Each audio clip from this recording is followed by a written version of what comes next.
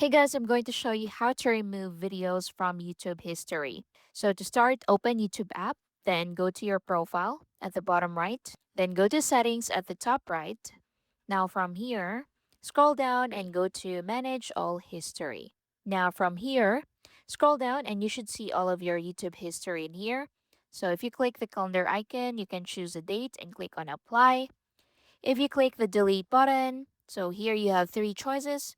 You can delete today, you can custom it, or delete all time. So let's click on delete today and it will be deleted right away. Now let's click on it again and click delete all time.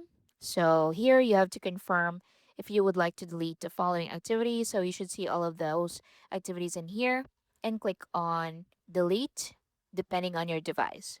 Now, once done, click on got it or close, and that's it. So from here, you can also enable auto delete. So just click on that and select the months and click on next and click on got it. And that's it. So again, just go to your profile at the bottom right, then go to settings at the top, then go to manage all history, then scroll down and click the delete option. And that's it.